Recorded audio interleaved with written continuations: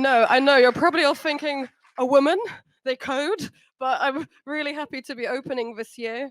Um, and yeah, does this click? I'll find out.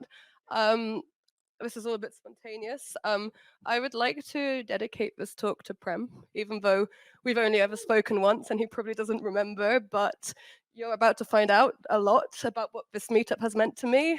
And also, I'd like to dedicate it to Ali, who also played a huge role in everything that it meant to me, and Jan and Sid and everyone else whose name Remy, I always forget your name. Right. Without further ado, this talk is called How Async Changed My Life, or the Book of Miracles. But you don't get to find out why it's called that until the end. Okay, trial. Yes. Okay. My name is Susanna. That's all I'm going to say about myself for now. Throughout this presentation, you'll be seeing pictures. I won't say what they are, but they'll all make sense at the end. A few things about me. I am a renewable energy software engineer. Yes, I'm a software engineer. Yes, I'm a woman. I have dedicated my whole life to renewable energy. I have 2 master's degrees in sustainability. I worked in renewable energy for years before becoming a software engineer, and I vow, in so much as I'm not desperate to pay the bills, to always and only ever work for renewable energy for the rest of my life.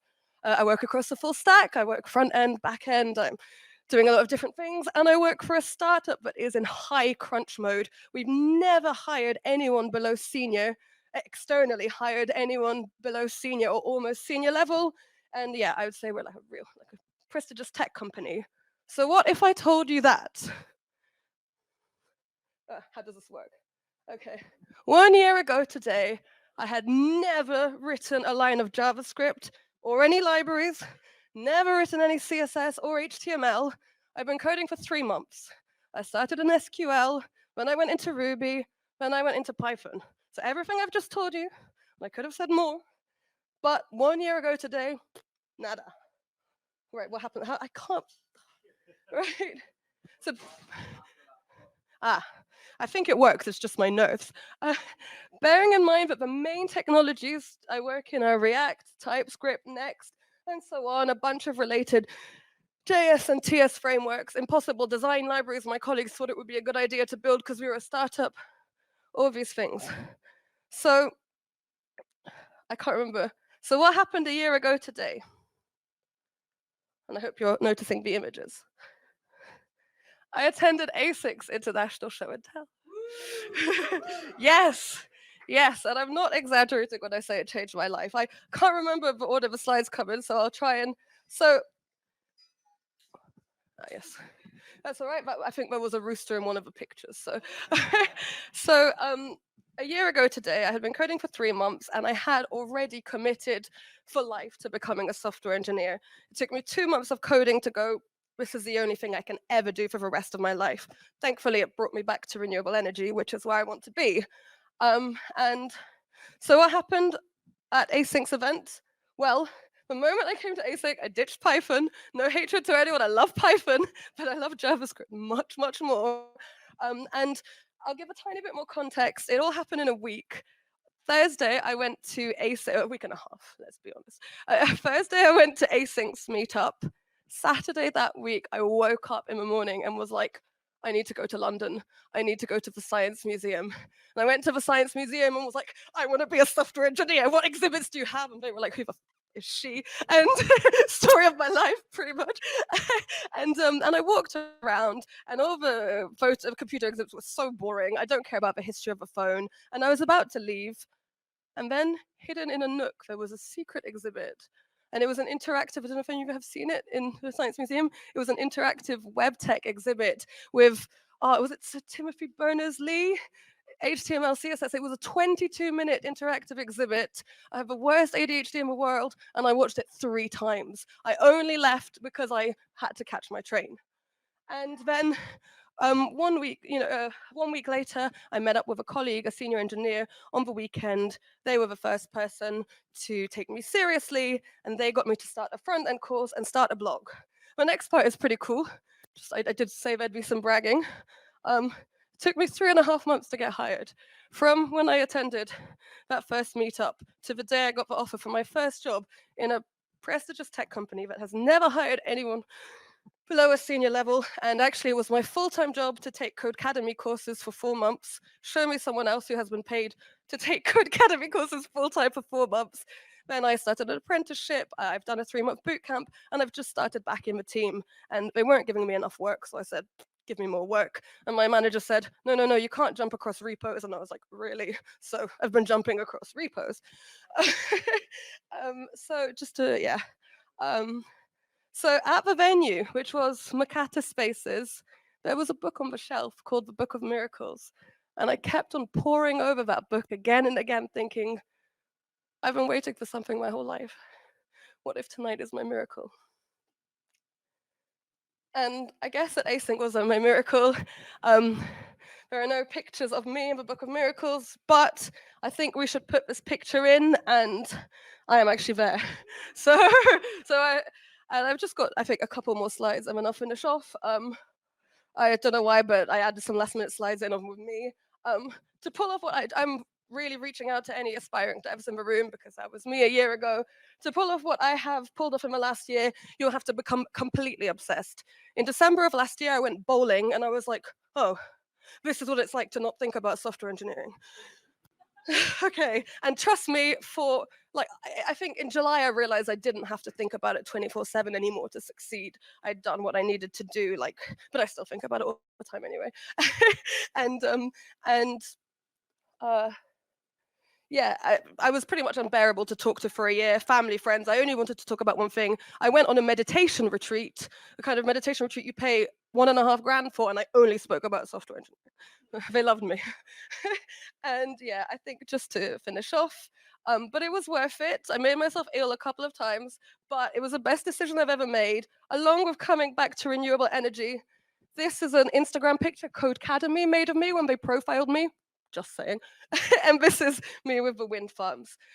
And thank you, you've been a lovely audience and so supportive. And just to wrap up, before I open to any questions, you can get in touch with me. I'm a trainee software engineer at Zoa. We're hiring tech lead for EV asset management. We pay really well. I didn't ask anyone if I was allowed to say that, but we do. We're hiring a solutions engineer. I'm on LinkedIn, and I have a coding blog, Susanna Codes, which was about tech, but now it's really about the intersection between renewable energy and tech, because that's where I go next from here. And I meant to open up with a Madonna quote, but I'll finish with it instead, which is, don't tell me to stop.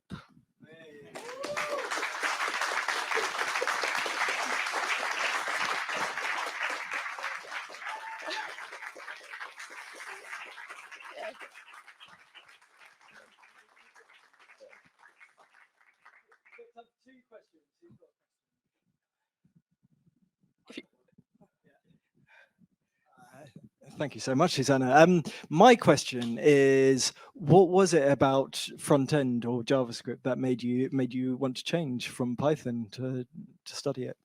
That's a great question, and I still feel confused, because when I look at Python or SQL, I still feel the same magic that inspired me to do it. So I still don't know what has happened, but it was just a feeling that I came to that async event, and I felt something I'd never felt in my life before. Some might call it love. I just couldn't give up. And I think in the beginning, I found the front end really rewarding, like a lot of people do. I've recently been doing back end work, and I'm enjoying it more. So now my whole life doesn't make sense. But and then nobody else was around me because I was so front end obsessed. But I just have to admit, honestly, to everyone who demoed that night, all of you who I remember, you just all inspired me so much. And because in the beginning I had that feeling of that overconfident feeling of, I can do anything. I could do AI, I could do this, I could do that. But when I found async, I really felt like I'd found my path. What an answer. Thank you so much, Susanna. Thank you. Excellent. I think we better move on, if that's okay. Wow, thank you so much, Susanna. I could not possibly have hoped for a better opening talk. That was incredible. Please give her another huge round of applause. There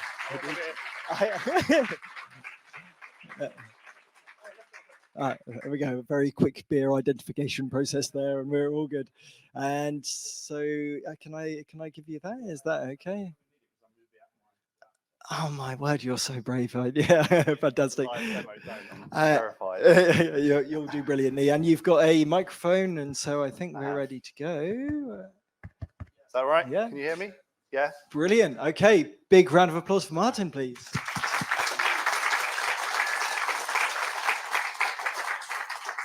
Thank you, Susanna. That was great. You've got lots of energy, more than me, maybe. So I wanted to do a talk on a thing called Capacitor. It's a framework to allow you to deploy like web frameworks, web apps to iOS and Android. And I wanted to, this is really ambitious, try and do a demo of actually testing them in Android and iOS live. So we'll see how that goes. I might just sort of, we had a bunch of downtime and over summer, I don't know, felt reasonably quiet this year. So we thought, what are we excited about? We like gaming. It's me and my colleague John over there. I thought you were going to do the business card thing. We were like, why don't we try and make a game? We haven't really done it before. Why don't we try and deploy it to iOS and Android? We've not really done that before. So we were like, yeah, we've got a few weeks. We'll give it a try. So we did it, and it took a long time. But I think next time it would take less time. But this time it took lots of time. But I could distill it down into 10 steps at least for the testing part. So there's 5 steps that I've done already on my computer that I'm not going to talk about, which is install Capacitor, install the CLI, set up Capacitor config, and also, part 1, make a game. So first, that might be ambitious for 5 minutes. So I made a game. I don't get that on here, but that's all right. It's called Digital. It's basically Wordle, but with numbers. You have a guess. It tells you whether the answer is higher or lower, so you can try something else. We kept it reasonably simple, but that was part 1. Make a game. That's going to take more than 5 minutes, but you'll work it out. And then, set up Capacitor. So it's just literally a file that's made here. You specify the output folder, which is the folder that Next.js has deployed into, which is here. So that's pretty much that. Where am I? Yes, this is in Markdown. This is probably better to read. And also I've installed Android and iOS because that stuff's easy enough. So so the first thing you can do is npm run build, and that will build my Next.js game into the out folder.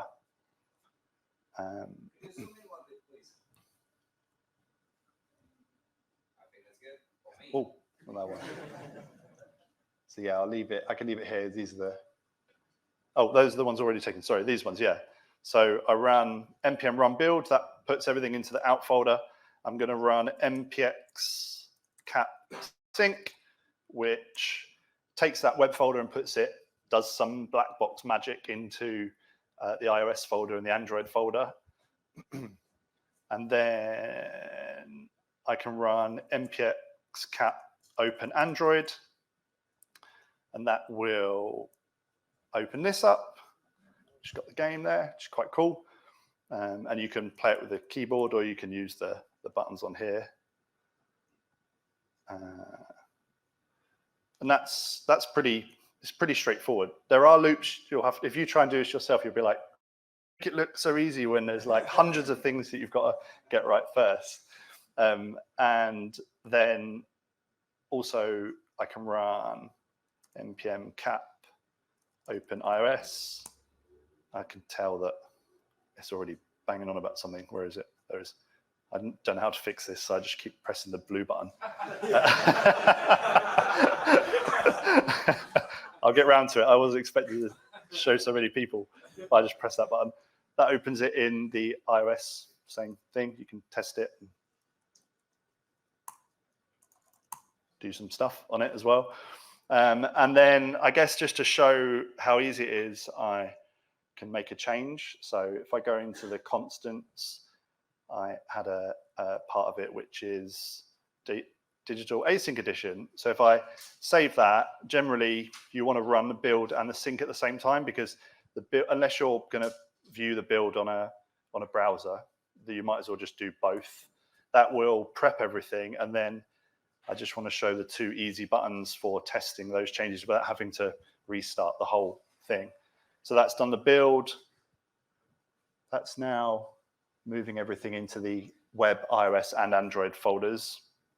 And then if I go back to Android, I don't think I can zoom this in. It's absolutely tiny little button up here. Apply changes and restart activity. If I press that, we should have digital async edition. Cool. So you could do your work, weird. And then, live demos are scary enough, but they're more scary when you're using like Xcode, stuff like that. So hopefully I should be able to just press this play button. Where are we? I don't know why they're different apps. That's building up here. Sorry, this is all really small. That will restart the app. Digital, yeah, cool. So that's kind of it. Like, definitely come and shout at me when you've tried it and it doesn't work that easily, because it's probably been about 6 weeks of like ripping our hair out. Yeah, so that's kind of it. It's you install capacitor, initialize it, make sure that you've got something that's outputting statically, make sure you've set the same folder from your static site generator as the capacitor config. And then the things I haven't mentioned, because they would take too long, is deploying to the store, because that's a whole different world of pain. But it's mostly you go and submit it, and then a week later they tell you you got something wrong, and then you go and submit it again, and it takes another week, and it's like, come on, like, give me a break. iOS and Android both have their own quirks of that. This is a client-side only game, so you can use local storage, which is great and helpful to maintain some of the state, and you can hook into things like the leaderboards. So if you wanted to store top times, you can use Google Play services or what's it called, Game Center for app to hook into that. You can also do achievements, and generally they're probably the things you'd want to save anyway, that someone's hit 110 games in a row, or that someone's got the best time on the game. But if you needed to use server side, you would probably have to deploy a separate API server somewhere, and then make sure you can connect to that as through front end fetch. Like, there's not really any chance. If you're going to use capacitor, it's not easy to connect to that through like server side, really. But it works. I've done that before on another app, and it feels pretty seamless, because you're calling your own API, which then behind, like under the hood, is probably calling other APIs. As long as you've set your API up to work client side without any cause issues, you're probably okay if you need to do that. We haven't needed it for this game, but we're early days. We want to do more games and more apps, and they're kind of cool. We'll talk to Jake a bit more about it, I think, as well. He's got some cool stuff coming up to show. You can test on a physical framework as well. So if you go to here, I've got my phone. So you can pair using Wi-Fi. It gives you a made up Wi-Fi name and password, and you enter it onto your phone, and then it will just do the updates on your phone. The benefit of that is you can test like games, Google Play and Game Center stuff. So you can log in to it and actually see if your achievements are, pop in, and your leaderboard is being updated. So you can't do that through the simulator. I'm not sure why. And the other thing is we added Google AdMob. So we just that's why there's a big fat load of space down here. It doesn't work. Also, they've put us on a limited account, which is just annoying. But that there is a little banner ad there. We wanted to work out how to do it, and we get like 3p a day or something. It's gonna retire soon. Yeah, but that's kind of it in a very small amount of time. It is quite. There are some hoops to jump through, but once you've jumped through them once, you don't really need to jump through them again, whether that's in the code or whether that's in the deployment stores as well. And come and talk to me about it. I love it.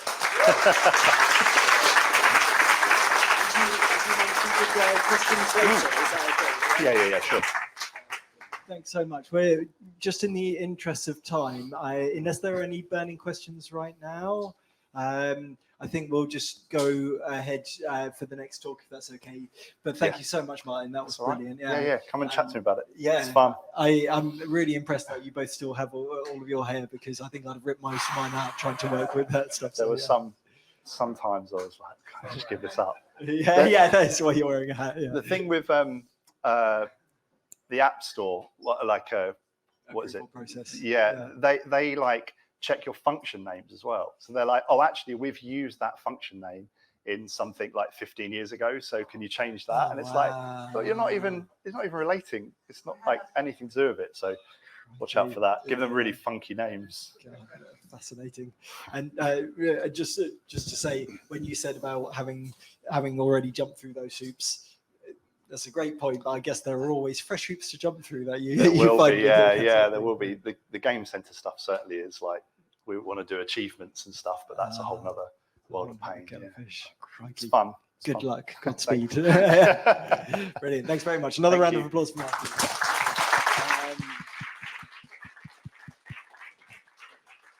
The handsome man in the two corners turn now. Jake, our very own Jake Sid-Smith, is going to come and talk to us. I'm not entirely sure what. Wow, that looks fascinating. Okay, do you want Charlie to hook you up, or you? I'll just take Jake.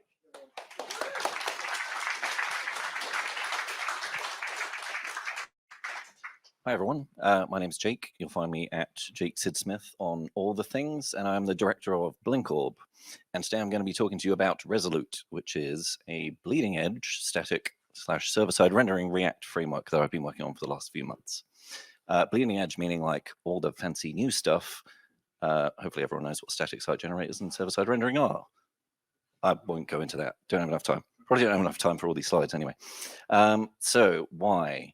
I originally had a slide called Why Not Next.js, but I had to take it out because I've only got 5 minutes and it would have taken me 5 minutes to rant about Next.js. So instead, we're going to focus on the positives. I'm a massive TypeScript enthusiast, so it had to be TypeScript first. I wanted directory-based routing and specifically no additional routing like React Router, though I've grown tired of. ES modules, no bundler. I wanted everything to... I want to be able to use ES modules, and ES modules are the actual thing that loads. So the code that I'm writing is the code that actually runs, and there's no need for Webpack or something additional like that. I wanted to be able to output static sites that act like a single page app. And I mean in the sense that they use the history API to change between pages and do partial HTML replacement. And on top of that, using the new View Transitions API, which is very cool, but not very well supported yet, but hopefully it will become. Control over exactly what is rendered statically on the server and or on the client. And as part of that, I really don't like having server-side code in files that also contain client-side code, just in case you accidentally release some tokens or something like that. Async components on the client, hooks on the server, build an API as part of this framework. So you don't have to have a separate repository for that. Generate static pages from markdown files is just kind of a thing I bolted on while I was working on it. And because I have too much time, because I'm currently looking for a contract, hit me up. So yeah, View Transitions API support, not great right now. Kind of surprising that Opera has beaten Safari and Firefox to it.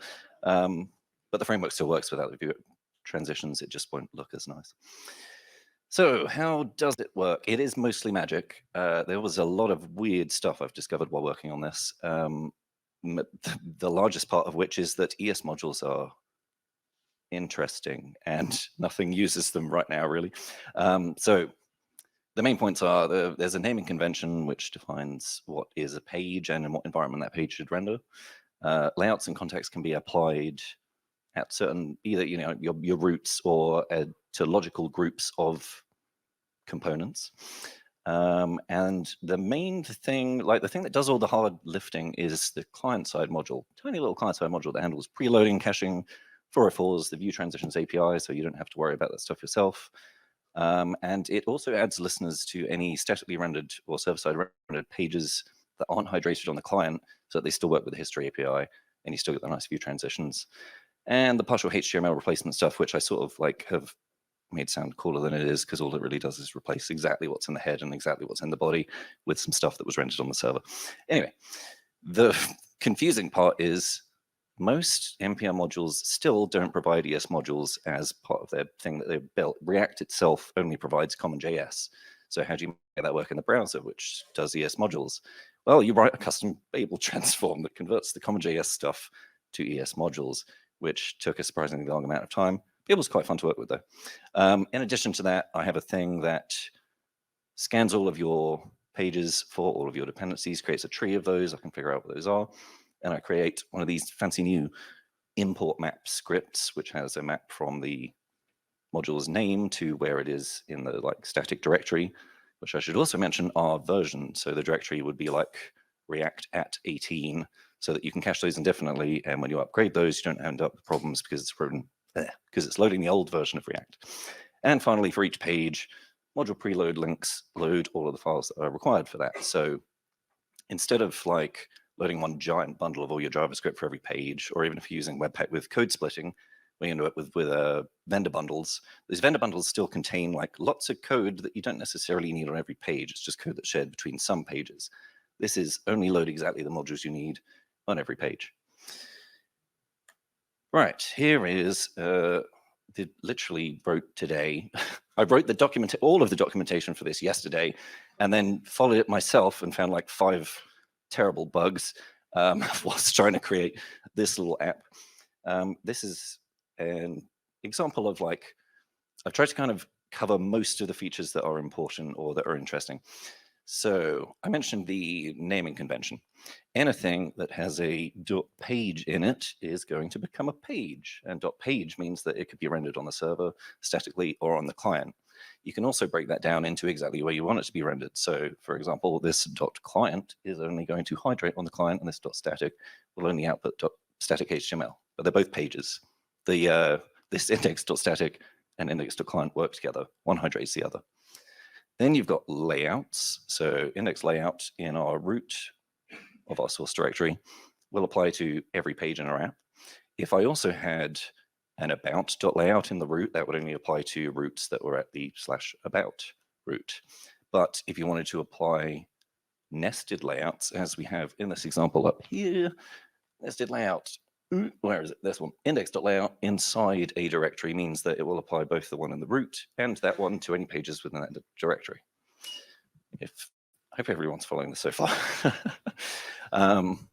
Then the underscore in that not included means that that won't be included in the root for any pages within that. So the nested layout.page, for example, ignore the fact that it says not included up here, because it does actually have to build the JavaScript still, but you'll notice that the nested layout index.html is also output without the not included in the path.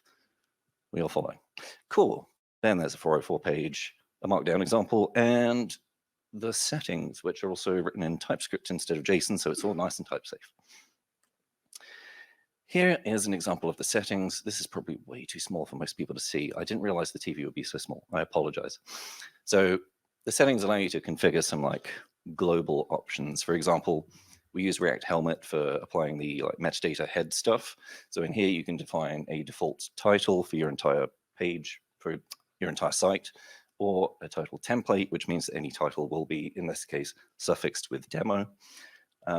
We also use React Markdown for compiling the Markdown files. And you can, in the same way that you would, if you were manually using React Markdown, provide a list of components. So in this case, I've overridden the M component to add red to the color of it. Here is the 404 page. I don't know why I even included this. It's just the smallest component in the world. Any page exports a default, and that is your page. Ta-da. The home page is a little more interesting, because now I can talk about the fact that, so for one, I don't know if any of you have really used ES modules in this way before, but it is required that you include the extensions. And you'll notice that all of this is TypeScript, yet that is a .js extension. TypeScript actually now has an option so that you can include TS instead of that, but it's just more saying this way. Anyway, so we're including a counter. The interesting thing about this counter is that it's going to be using a useState call. And in Next.js, you would have to, at the little prefix thing, use client to be able to use that in the server-side rendering. In mine, you don't. This will be rendered on the server statically or on the client and hydrated. We've also got a couple of exports of the title and the Open Graph description. Those define the metadata for that page. So that will actually set the title of the tab and the Open Graph, so when you share it. But you don't have to do it in that way. That was just a nice little extra thing I added. You can also use React Helmet itself because it's all built around this anyway. So you could also set the title dynamically if you wanted to, for example, change the title based on the count of that counter or something. Whew, right, layouts. So I've included too much stuff on this slide. The first thing is, on the left is just the types for a theme. This uses React JSS, by the way. The reason I went with that is because it has server-side rendering out of the box, and it's pretty type-safe compared to most of the like CSS and JS stuff.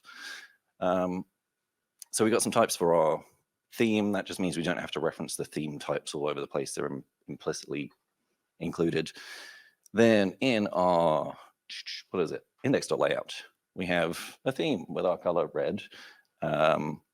Then the main thing that it exports is this provider. So I'm exporting a theme provider that has that theme, a nav bar, which we'll get onto in a second, and it also just calls this layout component that adds, this is the part of the main layout to every page that exists, because it applies to everything. Right, the reason I went on about the theme stuff is that I mentioned it uses React JSS. You can either pass, so I really like the way this works actually. You create a hook. Oh, it's partially cut off. Well, imagine that isn't cut off. You can use create use styles, creates a use styles hook, and you can pass that either an object or you can pass it a function which receives the theme. So then we can reference our theme.red to set the color of our styled link. Link is a component that Resolute provides, which handles, there's quite a few options to it, but the main thing you're probably going to use is the manually defining what links to preload. And then our navbar just render some of these styled links. Pretty simple. So avoid hydration. Right, so this is an example of, I don't even know why I put some of this stuff in. The top half is our index.static.tsx, and it says this content is only rendered statically. And then the bottom is the client variant that says this content is only rendered on the client. If you were to hydrate that normally, React is going to complain because the HTML doesn't match. It's going to freak out. So I added, and it's not like necessarily something that you want to do. You can export hydrate false, and it will not hydrate. It will just spit out stuff over the top. It's not going to be as fast to render because it can't recycle any of the DOM nodes, but it allows you to do stuff that React doesn't want you to do if you fancy it. Async components and API, right? So I mentioned that this allows you to optionally define an API. So this left-hand side is a file that's named index.api.tsx, where it's inside a directory called async component and API, as an example. We've got a type in there for our data, and in this example, I'm not doing like a fetch to an actual API or anything. It's just a set timeout that resolves to an object with example string. Then in our client-side code, we can use the create API that's provided by Resolute to, there's a couple of interesting things going on here. So one is I've got an absolute path to the directory that I'm in, but you could also actually put the exact name of that API file in there, and it will smartly work out where that is to construct your URLs for you. The nicest thing about this is that I discovered that you can use the type of import syntax, which doesn't actually import the thing. So there is no chance of you having your server-side code in your client-side code, but it does mean that you get the types of it correctly. So I can safely destructure my example that was in the types in the completely different file that isn't included in this at all, and it works beautifully. Also, yeah, so API file, any functions exported from that will be exposed as the API, and the naming of them defines the method. So in this case, it says get example request, that's going to be a get request. If you said post form, it will be a post, etc. Finally, markdown file. Ta-da! It outputs. At the moment, there is no like specific naming to these, so it's not like markdown.page, but I might add that because it'd be quite nice to be able to render markdown or hydrate markdown files on the client as well. And this supports the YAML front matter thing at the start with the little minuses that allows you to again define the title, open graph data, etc. And because of the Resolute settings, remember I had that custom M component in there. That will be used when rendering this page. So this custom components, which will end up as an M, will also be red.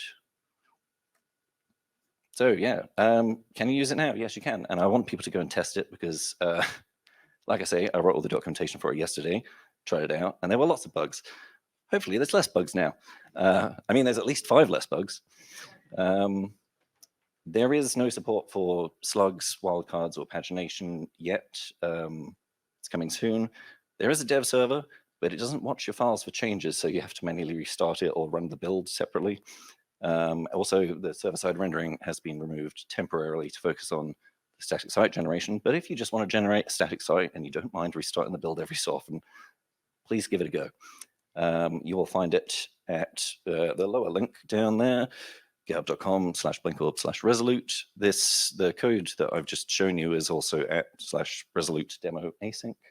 And in the future, I hope to add a desktop app so that you can build this in a sort of drag and droppy way, but with your code, not like Wix. Like you write the code and then you drag and drop your own code around using Puck, which we had at the last async talk, which is very cool.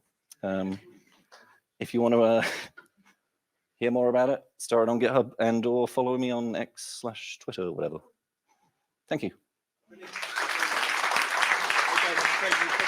Hi, I'm Nico, and I made a service worker library. I made it because I think service workers are a cool API, and because I found the existing solutions quite confusing. So I was originally going to do a bit of a sales pitch for the library, but I realized it's fairly niche. So I'm just going to say, if you're using SvelteKit and you want to make your site work offline, come talk to me afterwards or check out the README. So instead, here's an interesting problem I had to work around while developing it, how I fixed the reload button. So first I need to explain what service workers are. So like web workers, they run as a separate thread. They can control clients, which is tabs in Windows. And when a client is controlled, you can intercept network requests. So that's how the offline stuff works. So service workers have a life cycle. On the first page load, they don't do anything. But once the page loads, the worker itself will download and then go off and fetch what it needs. And then once that's done, it'll intercept requests for the next load. You can see that in a minute. I was getting a bit cut off the credits. That was the intercepting bit. That's the installing. Yeah. So things get a bit more complicated once when you update the app. So updating the service worker will restart the cycle, but then it will go into a waiting stage because there's already an active worker there. And then when you close all the clients, then the active one will be deleted and the waiting becomes the active. So here's the problem. When you reload the page, the old page is kept until the new page is loaded. So the browser never has a chance to swap out the service workers. So that means when you reload the page, you just keep getting the pop-up over and over again, which is slightly annoying. The starting point. Dan Fabulich wrote a great article on this, but after following it, there were still some issues to fix. What he suggests is having the active service worker, which is the old one, send a blank page with a refresh header, which makes it reload immediately if there's a waiting service worker and there's only one client. So as the service worker sends the page, you can then have it tell the new waiting service worker to skip waiting, and then this all means that the waiting worker becomes the active. The client reloads with the update and everything is good. Except the page can get stuck loading in Chrome and this procedure won't even start in Firefox. So fix number 1 is what I call the 300 milliseconds rule. This takes even longer actually to switch over, I imagine. So Firefox's behavior is the easiest to fix. All we do is if there's a waiting service worker within 300 milliseconds of the page loading, we tell it to skip waiting and reload the page. That is as long as there's only one client when the waiting worker checks. Otherwise, we don't do anything because you don't want to have apps running 2 different versions or reload the wrong one or whatever. It's going to create tons of issues. So fix number 2 is the smarter reload page. So Chrome's behavior, on the other hand, is more annoying to work around. It seems skip waiting doesn't interrupt, and it's often ignored completely when the active worker is serving requests. So the solution I came up with is threefold. If the waiting service worker tries to skip waiting and isn't able to within 100 milliseconds, the client's told to reload, and the active service worker is told to send the reload page to it. And then the reload page tells the waiting worker to skip waiting every 100 milliseconds, because even if it can skip waiting, it won't buffer it. It will just ignore that command, which is very annoying. And then the page only reloads when they've been successfully swapped out. That diagram probably explains it a bit better if you can read it. Yeah, and then where am I going? Okay. Yeah, I also discovered one other issue with the solution. Opening a second tab when there's a waiting service worker will cause the service worker to be swapped out, even though there's 2 tabs there. And that's because the old, the service worker doesn't know about the other client while that page is loading. So I'm kind of going off script now. Got all the content there. Yeah, so there's a thing called clients.matchall, and that tells you about all the different clients from a service worker. And yeah, it doesn't tell you about that. So the solution I came up with is to have the reload page be more cautious. If the service worker might be able to update, it sends the reload page and doesn't tell the waiting worker to skip. And then once the reload page is loaded, then the client count will actually be accurate. So it can then check, and then if it discovers there's a second client, then it will just reload as normal. Otherwise, it will do the update thing and swap them out. And that's it. Thanks for listening. If you scan the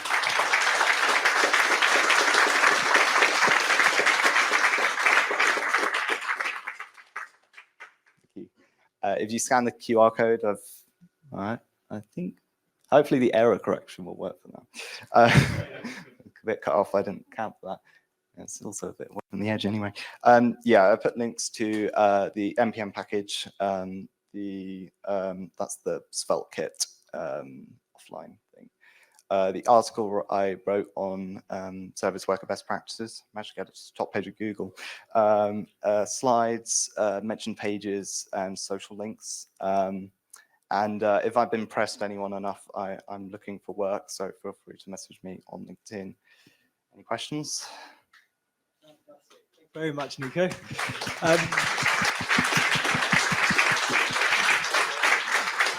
I'm really sorry. We probably don't have time for questions at the moment, but please do find Nico in. Are you going to be around afterwards? A little bit, okay. We'll see.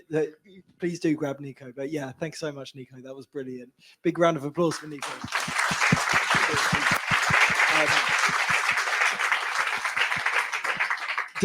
Did I hear you say that you've been able to get your service worker best practices article to the top of Google? Yeah. Bloody hell. I am impressed. I am very impressed. I wrote it on Dev2, and I couldn't get it to appear on Google for like several weeks. And then I improved it a little bit and put it on Hacker Noon, and then it like reached top page of Google within like an hour or something. Impressive. Well done. Nice one. Thank you. We have Prem next. Are you okay to just hand the microphone over? Thank you so much, Nico. So yeah, as I mentioned, Prem is the founder of Async. We are incredibly lucky to have him tonight. And so yeah, please give him a huge round of applause. Prem.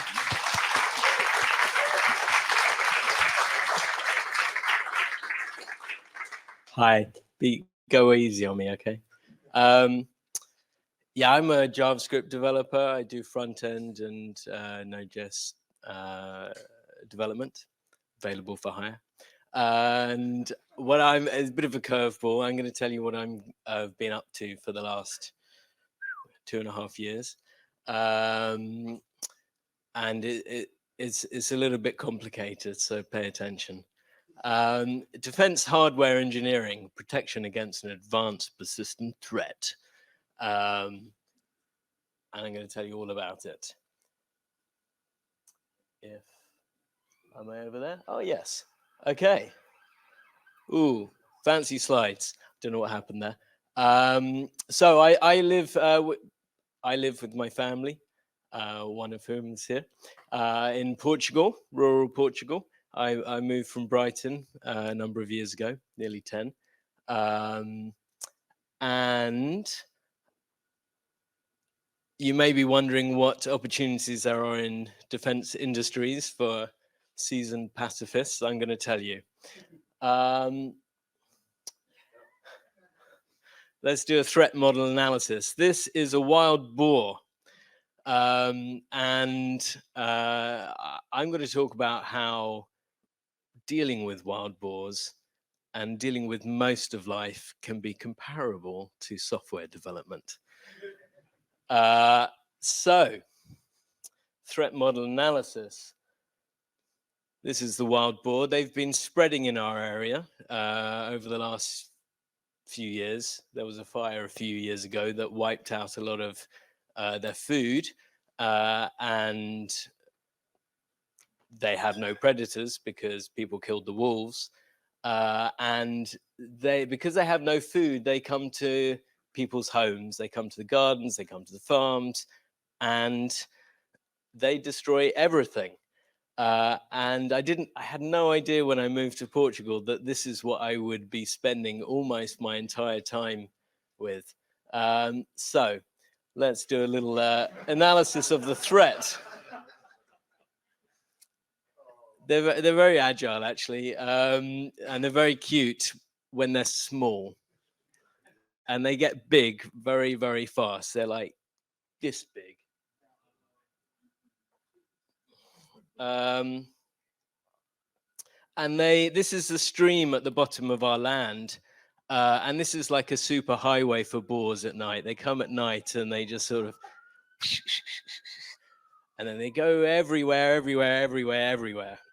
No holds barred. And they cause problems like this. This is a beautiful apple tree that I planted, and they broke it, and they broke many, many trees, and apparently they bite it for the sap, but apples, cherries, pears, and they break other ones just because they're exercising. I don't know what. They cause, they're just devastating many people's trees. They break walls. They turn over all my pots.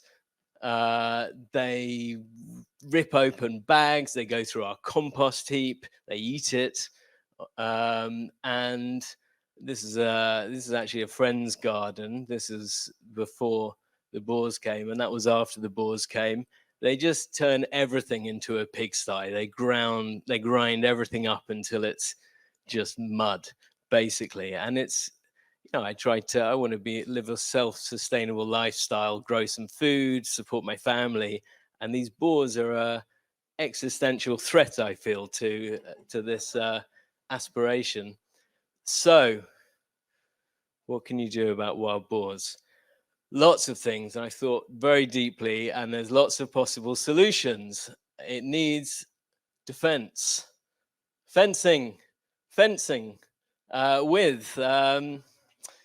Here we have a lot of mimosa that grows everywhere. It's just everywhere. And so there are lots of free resource. We cut it down, and but we put treated posts every meter and then wove the mimosa in.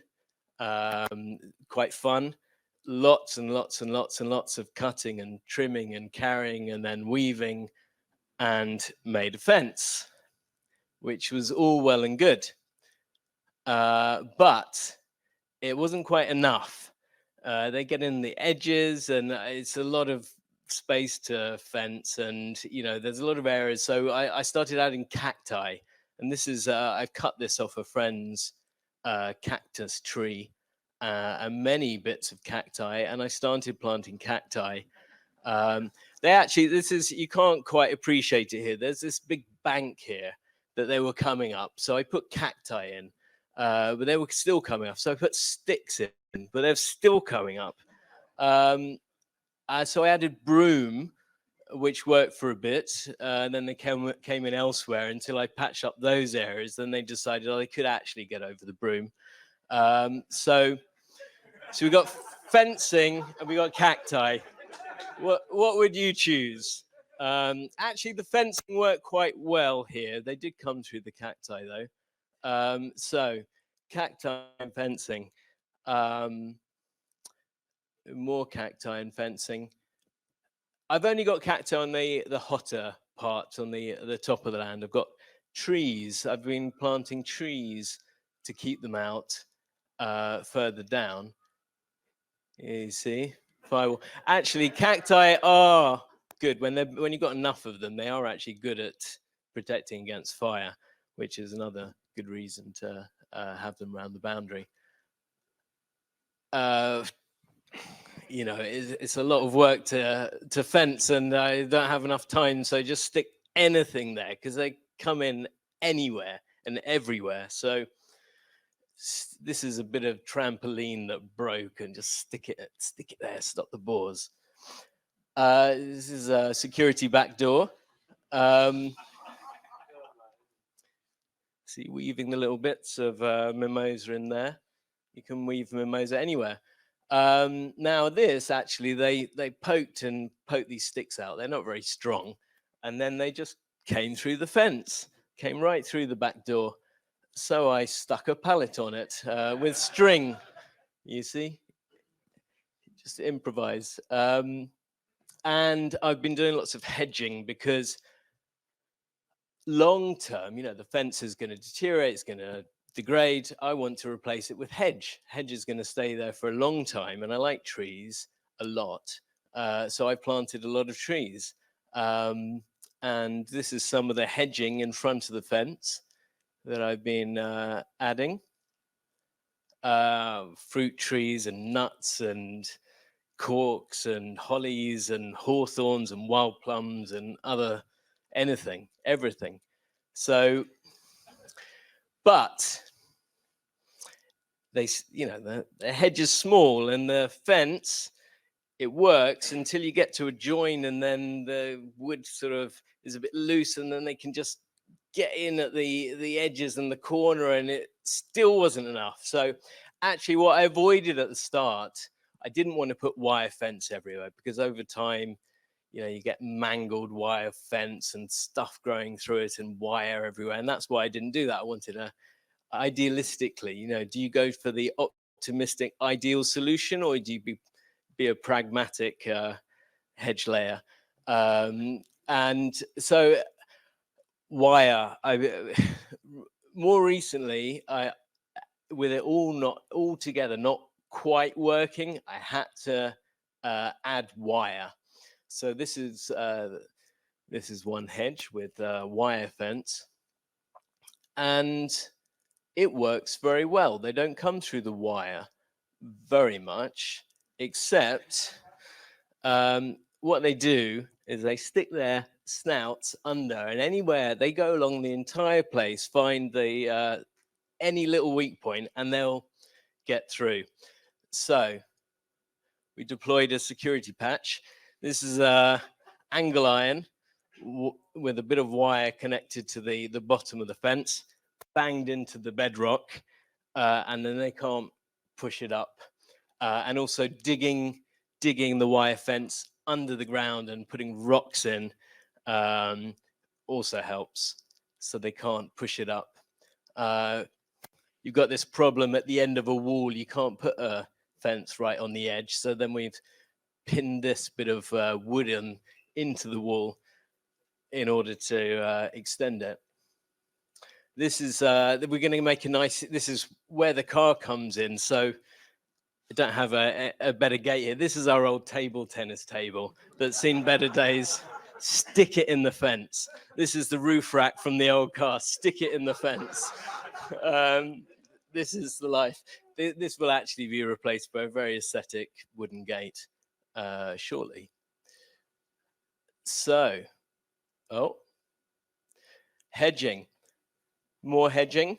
Now that we've got the fence, keep hedging. So, I'm trying to go all the way around the boundary, sticking lots of little trees. Oh, I'm sure there was more. But maybe that's it. Long term, obviously the pigs have got to eat, and they eat a ton. They eat chestnuts, they eat acorns, they eat all sorts of things. It's no chestnut forest anymore. They've ripped them all out and put bloody eucalyptus monoculture. Don't get me started. Anyway, we've got to reforest like anything, and bring the wolves back, bring the Iberian wolves back, and maybe that'll be another talk, another time.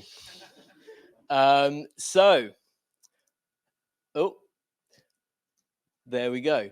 I am actually a software engineer, and if anyone wants to get in touch and take me away from this madness, please get in touch. I'm Premasaga on Twitterx, and I'm at premasaga.com. And thank you very much. Thanks very much, Prem. Okay, hand over to your son next. Okay. There we go. Prem Rose, the founder of Async, a software engineer, a fantastic guy, and a pragmatic hedge layer. Well, I think we've all learned something today. So next up, we have Surya, Prem's son. There is going to be some quick file wrangling, I think, because essentially, unfortunately, the gods of Linux did not smile on us today, and we weren't able to get Surya's laptop connected up to the AV system. If anyone is an AV engineer here, like, please just come and put us out of our misery afterwards, because we have no idea what happened there. So there has been some frantic screen recordings happening, and some frantic slides sharing, etc. And we shall see how we go. In the meantime, what was that you just took out? Ah, nice, cool. Were you able to get your slides up as well, Surya? Okay. Is that a background, or is that your slides? Ah. Excellent. In the meantime, we've got one talk after this, and then afterwards we're going to go down to the El Campo Lounge. Hands up here, actually, who's going to ffconf tomorrow? Wow. I'm putting my hand up in absolute hope, because I wasn't able to secure a ticket, but my friend isn't going because he's gone to Spain instead. And so I'm going to try and pass myself off as someone else, which is a tough thing to do when I've known the conference organizers for a decade. So we shall just have to see how well that works out. We're just trying to locate the slides, I think, in the meantime. I feel like I should open the floor up to some questions quickly whilst we're... Does anyone have an important question for Prem? Here we go. Have you got any cameras up to film? I'd love to see it. I haven't. Yes, I would like to have a motion sensor camera. Actually, they're not coming in anymore. It's taken me like 2 years, but they're not coming in now. I've managed to exclude them, so I wouldn't. But I can watch them in the river and in the neighbours. Watch them destroying the neighbour's place. I do have some footage. I didn't show it. We did have this. One morning I came down, and this little piglet was. I heard this grunting, and this piglet was stuck in our water tank at the bottom, and it's like a meter down. The mother had cleared off once as soon as I came, and it took me like an hour putting planks in to try and get this piglet out. And another time, I came down and there was a family down there, mother with 4 piglets, and I ran after them because I want to see where are they getting in, because there's fence everywhere. Where are they getting in? This has happened so many times. I ran after them and I see the mother runs out through this gate. There's like vertical slats. They're like that far apart. The mother's like that wide, and they flex and then back. You'd never know it. Just looking at it. And then the other piglets followed her, and then the last piglet went through the wrong slat and couldn't get out and got his head wedged in this gate. I had to open the gate and like.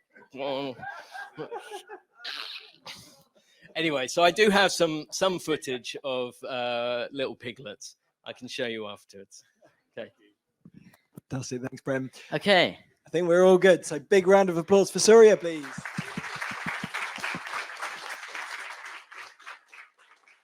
Okay, well, hopefully we don't have any technical difficulties during this. While my dad's been making fences around the land, I had to make some money for the family, so I've been I've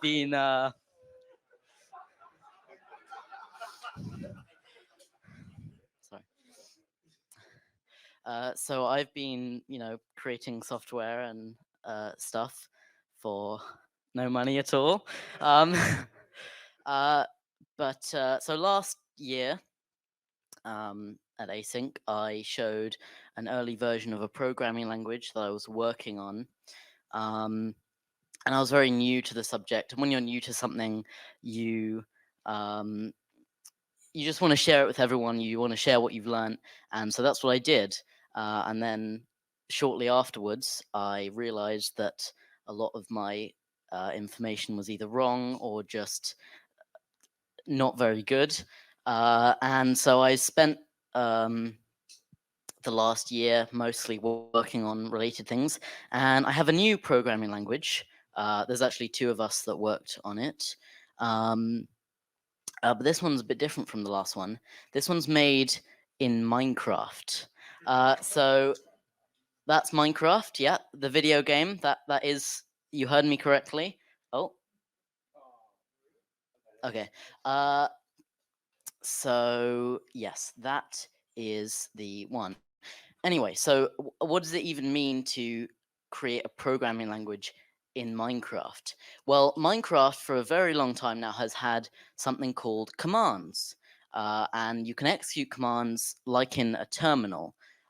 So an example of this is the say command, which is just like echo, and it just prints out the text that you give it.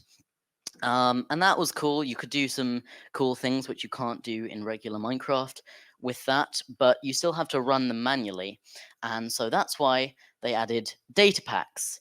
And what data packs allow you to do is put a bunch of commands into a file and then run them sequentially. And you can create multiple files, which are each different functions, and you can call one from another. So this would, say function 1 and then function 2, and you can create some quite complex behavior with that. So that is great, but there's still some limitations of data packs. For example, there's no variables and no scope. There is something called data storage, which is basically a namespace where you can just sort of stick data in a like JSON-like structure, but it's global, and so it doesn't follow scope. There's no scoping or anything like that. It's all global data, and you basically just have a JSON file which you can access. There's also scoreboards, which can only store integer values, but they have the upside that you can use arithmetic operations on them, which you can't with data storages. So you use those sometimes. And also functions, they don't take any arguments. They're just more like subroutines. You can sort of do workarounds to it, but I'm not going to go into that right now. With that in mind, I'm going to show you. Yes, that is it. Due to previously aforementioned technical difficulties, this is pre-recorded. I wanted to show it live, but I recorded this about 5 minutes ago. So let's see if I can talk in time with the recording. So everything is basically run on this little robot here in Minecraft, and you can stick stuff in a book and give it to it and then run the program. That doesn't do anything because that was just a bunch of nonsense, but I have some programs pre-written. So this one, for example, it's a little small, but I'm sure you can probably figure out what that does. That is the Hello World. Oh no, it's cut off. It's the Hello World program. This is a slightly more complex one. This pos gets the position of the robot. If the x is greater than 100, then it's going to print this statement, and it isn't. But I wrote a different one, which is for another coordinate, and this one, yeah, it prints out the thing. So that is conditionals. This is a loop, so you can loop 10 times, and then it is going to print this and then sleep for 10 ticks, which is the equivalent of half a second. So when we run that, you can see it sort of prints it out slowly with a delay. But we could also remove that. And if we run that again, then it just runs as fast as it can. There's also custom functions, so you can define an add function, and then which returns the result of its arguments, and then we're just printing out the result of adding a 17 and 5, which, damn, you can't see it. It's 22. Then there's fizzbuzz, so it's a function which takes n. If n mod 5 is 0, and n mod 3 is 0, then it returns fizzbuzz, otherwise it returns fizz or buzz, or if it gets right to the end and it hasn't returned yet, it will return just n. And then we're just using a simple while loop, which is the same as in every programming language, and we're printing the numbers, which they're all going to be really cut off, so you can only see a tiny bit of it, but just trust me when I say that this is actually fizzbuzz. It takes a little while because of how unoptimized Minecraft is, but yes. And there's one more thing. It can also sort of interact with the world around it. So this inventory it has some like slots to store items, and then while it has stone, it's going to place stone, and then move and then place more stone. And to see this, you'll need to it'll need to be up a bit, and it sort of builds a simple bridge, and you can do way more complex stuff, and but I just didn't really have time for that to show you that. So that is everything for the demo. But I would just like to show you a little bit of how it works. I think there's a slide that's not meant to be there. Okay, so this is like a move instruction. And you can do this. You can put variables, you can put expressions, you can put whatever that's called. And the way the interpreter works, because the two of us, one wrote the parser and I wrote the interpreter. So it takes that and it goes through all the arguments and it evaluates them and turns them into concrete values. So it will do a variable lookup, does the calculation, finds what part of the array is, and then once it's got that, it can just do it because it knows what 7, 3, and 2 mean. But we sort of ran into a problem because in the earlier version of the language, this is sort of what it looked like. This was about as complicated as it could get. But then we decided to add user-defined functions. And functions are a problem because they take arguments and they return values. So they need to have their arguments pre-evaluated, and their return values can be used in expressions. And you basically have like a function can call a function, which can call a function. And the way, because everything's global, that doesn't really work very well because you can't, there's no like recursion because everything is in the global scope. So we rewrote the whole thing. We deleted all of it, every single piece of code from the interpreter. We rewrote it from scratch, and we came up with a better way to do it. So we made a stack. So the stack will contain a block, which is just the block of code, which is like the global scope. So everything in the program is in the global block, and that contains just a list of instructions. And so what the block does, each sort of different kind of node has its own code responsible for like handling how the logic, what it does basically. And so the block, its job is to put the first instruction onto the stack. So the stack now has 2 items on it, and then the top of the stack is now this instruction, and its job is to first evaluate its arguments like we saw before, but the difference here is that it puts it onto the stack and all the previous data is saved in sort of a past state. So the current state is only stored in this kind of future bit of the stack. And this function can do whatever it wants. It will put its own code onto the stack, which will then run, and eventually it will return a value. And then it gets fed back up the stack to the move instruction. And the move instruction, basically, when it receives a value, it's like, oh, that's the value of my first argument. So save that and do the next one. And again, because it's the stack, that 7 there is saved, whereas before we had no real way of saving the state while evaluating a sort of indefinite, because you don't know how long the function is going to take to evaluate.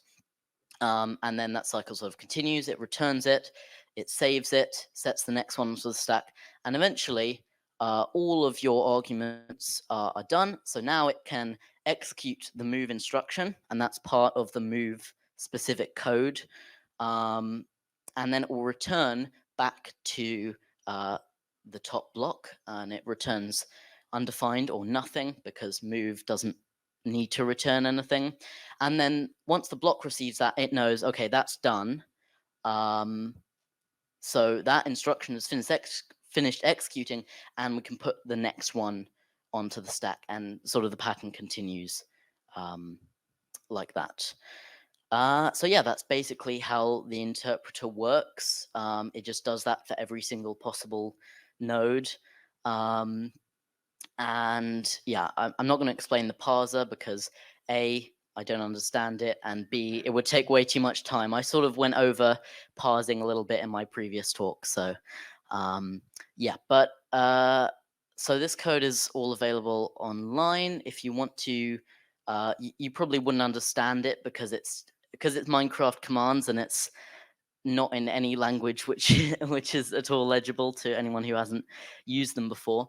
But we've written about it. We've written like documentation of just how to use like the data pack in game, and that's available on our website. So datapack.dev has stuff about this and other sort of wacky Minecraft projects we made. Like we made a regular expression parser in Minecraft because why the hell not? And we added it to our language, but nobody uses it. So just to prove a point, really. Yeah, that's it.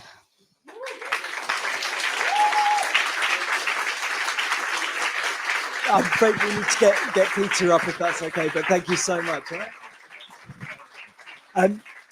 Peter, if I could grab you to get the laptop and get that set up. Thank you so much, Surya. That was absolutely fantastic. You said we made a regular expression parser in Minecraft because why the hell not? And I can think of many reasons actually, but still, that is an incredibly impressive achievement. And datapack.dev looks amazing. And I know one guy who would definitely understand what you've been up to here as well. So yeah. Super work, Surya. Thank you so much. And we're just coming in for the last talk of the night, and we haven't actually tested this laptop, so it's gonna work. Charlie's belief. Is it? It's in the process of working. In the process of the working. There we go. Look at that. We've got. There we go. We've got a bit of a window. Can everyone just squint and see this corner here? There we go. Fantastic. Great. Excellent. My God, that just worked. Okay, brilliant. Thank you for your patience, everyone. I know we're a little over tonight, but this is the last talk. Please give Peter a huge round of applause.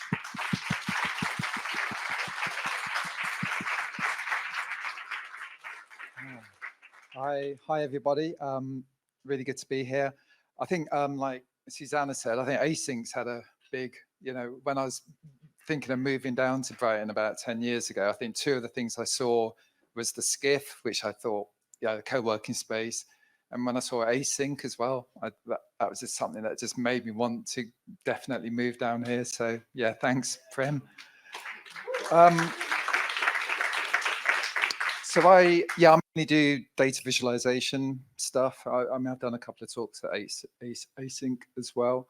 And again, that's another thing. I think, Prem, you ran a data viz workshop shortly after I moved down here.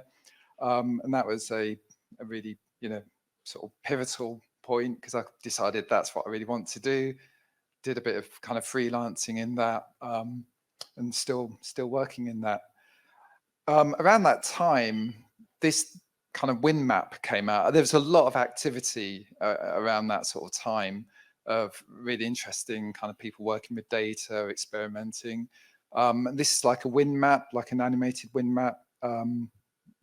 And always something that I've just been really fascinated by and kind of wanted to know how that worked, how that was built. Never really figured it out.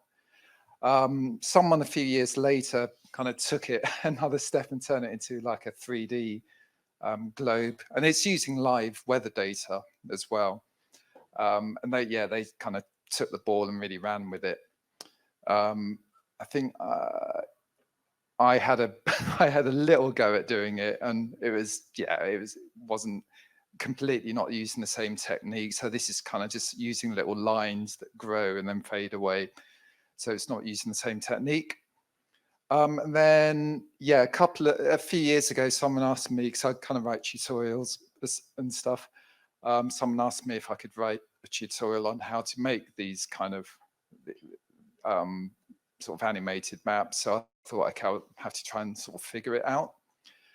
And with the first one I showed you, you can actually, if you sort of do, I'll give it a go. You can view source. Yeah, I'm not going to be able to get to it, but you can actually view the source and then view the JavaScript.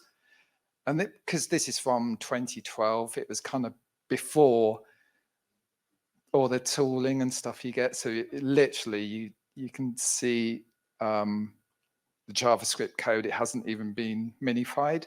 So I could kind of delve in and try and understand it. And then I kind of managed to figure out the basic principles behind it. And then a good way of then sort of the next step is maybe to try and build I wanted to build a simplified version myself. So I did that. And so it's in CodePen. I mean, if you wanted to look at it, my profile's Peter R. Cook. So you'll be able to find it if you go into CodePen. And so I managed to kind of figure out how to make this thing. And it turns out it's not crazy complicated. It uses some sort of clever little techniques, but basically you've got these what I'm calling kind of sort of seed points that define like the speed of these particles and the direction of the particles. And then if you imagine, you've got a point, say a point here, it kind of blends together those velocities, and then it will just move that point by that amount. So that's kind of all it's doing. So you got you start with a bunch of random points, and then each animation step, you kind of blend these velocities and then plot the point in the next position. The way you get the streams is kind of the clever bit, because what it's doing is after each render, it kind of draws like an opaque layer, and so it kind of fades the previous points, and then it draws a new set, and that's all it's doing. That's how you get this nice animation. And then, So it's probably okay running. And then, yeah, again, I kind of ran with the idea. And so I've got this one where you can actually play around with the seed points. So you can drag them around and change the direction. Like change the number of particles. Yeah, so it's really cool. So yeah, it's kind of underlying it is actually quite simple in a sense, but it's actually, I don't know, it's a really nice example, so I'm really pleased with it.